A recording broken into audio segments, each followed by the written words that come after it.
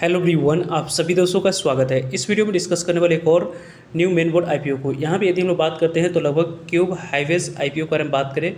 SBI IPO में आपको नहीं मिली है तो तरीके से इस आईपीओ में अपॉर्चुनिटी को यहाँ पे देख सकते हैं या नहीं। इस कंपनी की लगभग इशू साइज 5,000 करोड़ की रहने वाली है और जिस सेक्टर में इस कंपनी के द्वारा काम करी जा रही है उस सेक्टर में गवर्नमेंट ऑफ इंडिया की काफ़ी ज़्यादा फोकस है। तो उनके बारे में इस कंपनी की बेसिक इन्फॉर्मेशन के साथ साथ सभी इन्फॉर्मेशन को जीएमपी को भी देखेंगे। सो वीडियो को इन तक देखिएगा और ऐसे ही daily IPO grey market premium से जुड़ी अपडेट के लिए चैनल को सब्सक्राइब कर लीजिए। साथ ही कमेंट्स में टेलीग्राम ग्रुप का लिंक दिया गया है, वहाँ भी जुड़ सकते हो टाइम पे अपडेट के। फर्स्ट ऑफ ऑल इस कंपनी के फाइनेंशियल हेल्थ के बारे में डिस्कस करते हैं। तो यहाँ पे कंपनी की फाइनेंशियल हेल्थ 24, 25, 26 की डाटा इस कंपनी के द्वारा अवेलेबल करवाया गया है। कंपनी के बारे में बात करें तो यहाँ पे इस कंपनी की जो कि यदि हम लोग डिस्कस करते हैं तो कंपनी की एसेट पहले 24,000 करोड़ के पास थी।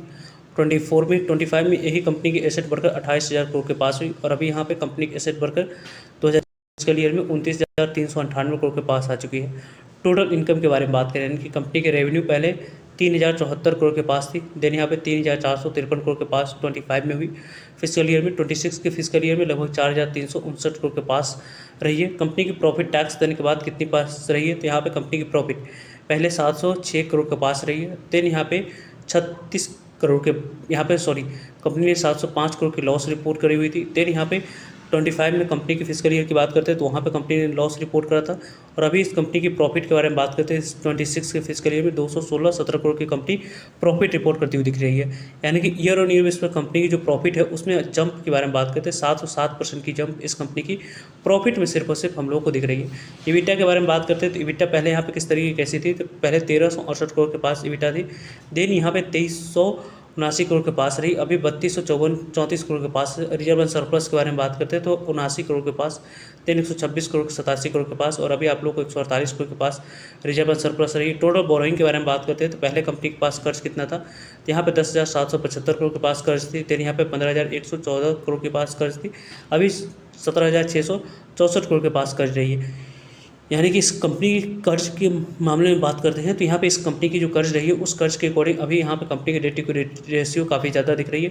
वैसे भी इस सेक्टर के बारे में बात करते हैं तो डेट की बात करते हैं वहाँ पे डेट काफ़ी ज़्यादा दिखती है क्योंकि डेट के थ्रू ही इस तरीके के सेक्टर में काम करी जाती है। उसकी यदि हम लोग बात करें तो काफ़ी आने वाले समय में यहाँ पर जिस तरीके की टोल टैक्स के रिलेटेड आप लोगों को अपडेट आते हुए दिख रही, उन अपडेटों के कारण से इन तरीके की कंपनियों की इन फ्यूचर यहाँ पर प्रॉफिटेबिलिटी काफ़ी अच्छी इंप्रूव होते हुए दिखी। गवर्नमेंट ऑफ इंडिया की पॉलिसी इसी तरीके की ऐसी कंटिन्यू बनी हुई थी, कंटिन्यूटी यहाँ पे दिखती है। तो फर्स्ट ऑफ ऑल इस कंपनी के बारे में बात करें, क्यूब हाईवेज ट्रस्ट इनविट आईपीओ। यहाँ पे आपको दो तरीके के नाम में आपको इस आईपीओ की बात करते हैं तो यहाँ पे वर्ड्स अलग अलग दिख रही है, ट्रस्ट और इनविट। ट्रस्ट और इनविट को यदि हम लोग देखें तो ट्रस्ट और इनविट दो तरीके से काम करती है। एक तो इस कंपनी में जो भी यहाँ पे इन्वेस्टर आपको अप्लाई करते हैं अलॉटमेंट मिलती है तो उनको यहाँ पे डिविडेंड के तौर पे आप लोगों को यहाँ पे पैसे मिलती है। जो भी कंपनी प्रॉफिट करती है उस प्रॉफिट को यहाँ पे डिविडेंड के तौर पे शेयर होल्डर्स के बारे में बात करते हैं, उनमें आपको डिस्ट्रीब्यूशन इस कंपनी में करी जाती है। क्यूब हाईवेज ट्रस्ट इनविट आईपीओ जो कि आईपीओ यहाँ पे 22 जुलाई से होने वाली है और 24 जुलाई इस आईपीओ की क्लोजिंग डेट हम लोगों को रहेगी। यानी कि इस आईपीओ में 22 जुलाई, 23 जुलाई, 24 जुलाई इन 3 डेट को इससे आईपीओ में अप्लाई करने के लिए समय मिलेगा। कंपनी के बारे में बात करते हैं तो यहाँ पे फेस लोग कंपनी में इस तरीके की नहीं रहती। 152 करोड़ की कंपनी की टोटल इशू साइज इस कंपनी की दिख रही है।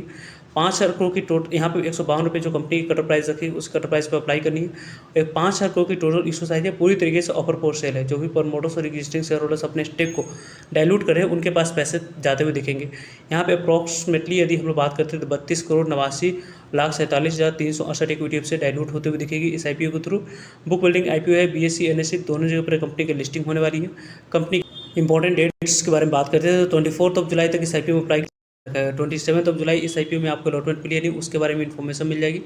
28 जुलाई को नहीं मिलने पर पैसे रिफंड करने की डेट है। 28 जुलाई को डीमेट अकाउंट में शेयर को क्रेडिट कर जाएगा और 29 जुलाई को कंपनी की लिस्टिंग बीएसई एनएसई दोनों जगह पर होते हुए दिख जाएगी। कंपनी को यदि हम लोग देखें इस इनविट की किसी भी तरह की कोई भी ग्रे मार्केट प्रीमियम में ऐसा रिपोर्ट के अनुसार से कारोबार होते हुए नहीं दिख रही है। वैसे इस कंपनी को आपके लिए ऑब्जर्व करना है, क्योंकि इस तरीके की आईपीओ इनविट में यहाँ पे अप्लाई करने के लिए रिटेलर्स की पॉइंट ऑफ व्यू से नहीं देखा जाता है। इस आईपीओ की रिस्पॉन्स कैसी मिलती है, क्योंकि इस आईपीओ को यदि हम लोग रिस्पॉन्स के बारे में बात करते हैं अच्छी मिलती है, तो यहाँ पे जो आने वाले समय में आईपीओ लाइनअप में है उनकी यहाँ पे अच्छे रिस्पॉन्स मिलने की चांस ज़्यादा बनती हुई दिख जाएगी, और उन सभी आईपीओ में आपको अच्छे रिस्पॉन्स और लिस्टिंग गेन भी आपको अच्छे मिलते हुए दिखेगी। तो इन आईपीओ के बारे में आप लोगों को यहाँ पे स्टडी करनी स्टार्ट करनी चाहिए और इसको ट्रैक करते रहना चाहिए, ताकि आप लोगों के ओपिनियन और स्ट्रेटजी आगे आने वाले समय वाली जो आईपीओ है उनमें आप लोगों को यहाँ पे क्लियर और पॉजिटिव वे में रख सके। सो फर्दर इस आईपीओ के बारे में जो भी डेवलपमेंट होगी वीडियो के माध्यम से आप लोगों तक अपडेट पहुँचती रहेगी, इससे जुड़ेगा ताकि आप लोगों तक अपडेट पहुँच पाए। मिलते हैं एक नई इन्फॉर्मेटिव वीडियो में, तब तक लीजिए जय हिंद।